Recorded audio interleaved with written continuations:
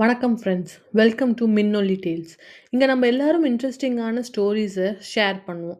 Culture, cinema, spirituality, sports, leaders, moral lessons and even technology கூட. ரொம்ப சிம்பிளா, ஈஸியா ஸ்டோரி மாரியே கேட்கலாம்.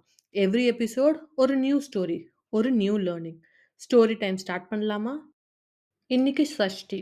சஷ்டின்னு சொன்னாலே நம்ம எல்லாருக்கும் முருகர் தான் ஞாபகம் வரும். ஸோ இன்னைக்கு நம்ம முருகரோட ஒரு குட்டி கதையிலிருந்து ஆரம்பிக்கலாம்.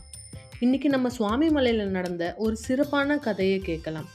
முருகன் சிவபகவானிடம் பேசாமையே ஓம் என்ற வார்த்தைக்கான அர்த்தத்தை கத்துக்கிட்ட கதை. சுவாமிமலை கும்பகோணம் பக்கத்தில் இருக்கிற ஒரு சின்ன மலை. அந்த மலை ரொம்ப காமா, ரொம்ப ப்ளசண்ட்டாக, ரொம்ப சைலண்ட்டாக இருக்கும். அந்த பிளேஸில் இருக்கும்போது மனசு ஃபுல்லாக அவ்வளோ காமாக இருக்கும்.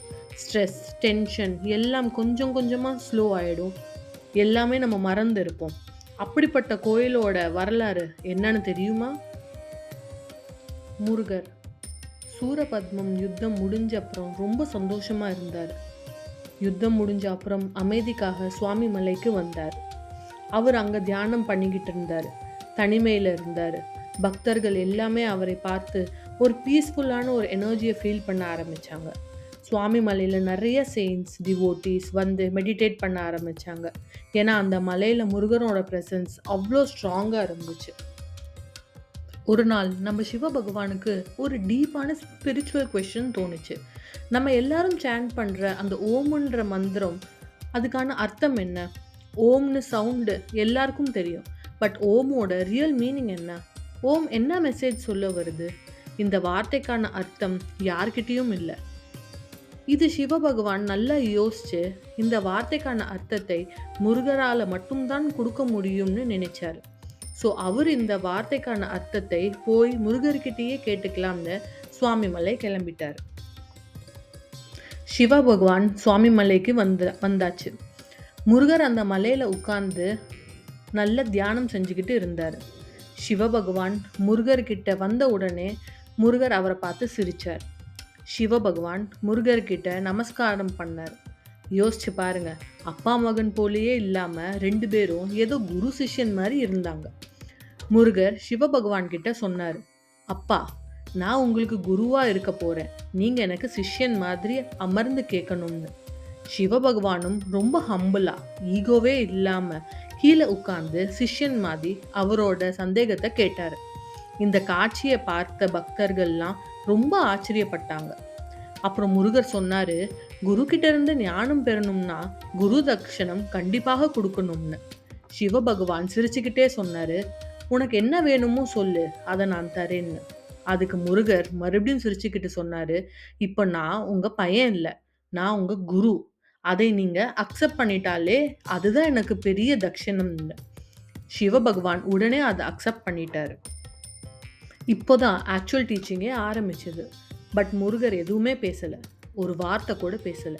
எந்த எக்ஸ்பிளனேஷனும் கொடுக்கல, எந்த ஸ்டோரியும் சொல்லலை, எந்த கதையும் சொல்லலை, எந்த மந்திரமும் சொல்லலை. அவர் ஜஸ்ட் அமைதியாக தான் உட்கார்ந்துருந்தார். அவரை பார்த்ததும் சிவபகவானும் அவரோட கண்களை மூடி முருகர் முன்னாடி ரொம்ப அமைதியாக உட்கார்ந்துட்டார். முருகர் தன்னுடைய வாய் மேலே ஒரு விரலை வைத்து ஒரு சின்ன செய்கை தான் காமிச்சாரு சிவபகவான் கிட்ட. ஓம் என்ற வார்த்தைக்கு மீனிங் சொல்ல முடியாது, அது சைலன்ஸில் தான் புரியும். ஸோ சிவனும் சைலண்ட்டாக இருந்தார். முருகரோட சைலண்ட் ப்ரெசன்ஸில் டீச்சிங் நடந்தது. சைலன்ஸில் சிவர் பகவானோட மைண்ட் ரொம்பவே காம் ஆயிடுச்சு. எல்லா தாட்ஸும் ஸ்டாப் ஆயிடுச்சு. ஸ்லோவாக சிவபகவான் ஃபீல் பண்ண ஆரம்பித்தார். ஓம்ன்றது ஒரு வார்த்தை அல்ல, ஓம்ன்றது ஒரு சத்தம் அல்ல, ஓம்ன்றது ஒரு இன்னர் ஃபீலிங், ஓம்ன்றது ஒரு இன்னர் பீஸ், ஓம்ன்றது நம்ம எடுத்து விடுற மூச்சு மாதிரி, அது உள்ள நடக்கிற உணர்வுகள்.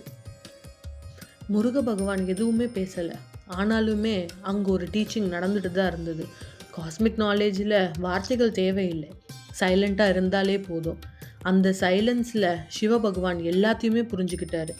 எது ஒரு புஸ்தகத்தால் சொல்ல முடியலையோ, எது ஒரு வார்த்தைகளால் சொல்ல முடியலையோ, அந்த அமைதி சிவபகவானுக்கு எல்லாமே சொல்லி கொடுத்துருச்சு. அந்த அமைதி சிவபகவானுக்கு நல்லாவே புரிஞ்சிருச்சு. 2 பேருமே பேசாமல் இருந்தாலும் ரியலிஸ்டிக் டீச்சிங் அங்கே நடந்துச்சு. இந்த அமைதி ரொம்ப நேரம் இருந்துச்சு. 2 பேருமே எதுவுமே பேசிக்கவே இல்ல. சிவபகவான் அவரோட கண்களை திறந்தாரு. அவரோட ஃபேஸ்ல அந்த புரிதல் இருந்தது. அவருக்கு அந்த இன்னர் பீஸுக்கு அர்த்தம் என்னன்றது நல்லாவே தெரிஞ்சிருச்சு. அவரு முருகர்கிட்ட தலை குனிஞ்சு சொன்னாரு, "முருகா, உன்னோட அமைதியில தான் ஓம் என்ற வார்த்தைக்கான முழு அர்த்தத்த நான் புரிஞ்சுக்கிட்டேன்." எவ்வளோ பேர் சுவாமி மலைக்கு போயிருக்கீங்கன்னு தெரியல. ஆனா போயிருக்கவங்களுக்கு நல்லா தெரியும். அங்க முருக பகவான் மலை உச்சியில இருப்பாரு. அப்புறம் சிவபகவான் கீழ தான் இருப்பாரு. இது வந்து இவரு பெரியவரு, அவரு பெரியவரு அப்படின்றதுக்காக இல்ல. பட் இது என்ன சொல்ல வருதுன்னா, குரு எப்பவுமே மேல் இடத்துல தான் இருப்பாரு. பக்தரா இருக்கிறவங்க யாரா இருந்தாலுமே அவங்க கீழ இடத்துல தான் இருப்பாங்க. ஸோ ஃப்ரெண்ட்ஸ், இந்த கதையில நம்மளுக்கு என்ன புரிஞ்சுது? சம்டைம்ஸ் நாலேட்ஜ் வார்த்தைகள்லாம் இல்ல. சைலன்ஸ்ல தான் இருக்கு. சைலன்ஸ் நம்ம லைஃப்ல ரொம்பவே பவர்ஃபுல்.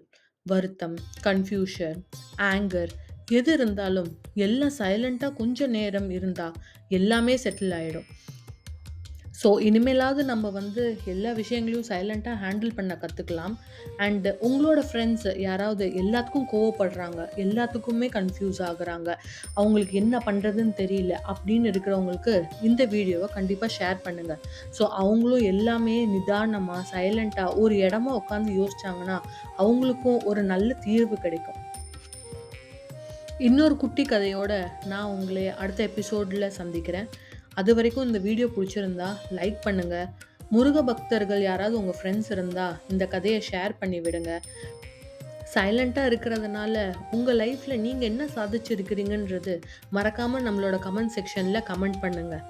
அண்ட் இந்த மாதிரி சின்ன சின்ன கதைகள் மறுபடியும் கேட்கறதுக்காக கண்டிப்பாக சப்ஸ்கிரைப் பட்டனை சப்ஸ்கிரைப் பண்ணிடுங்க.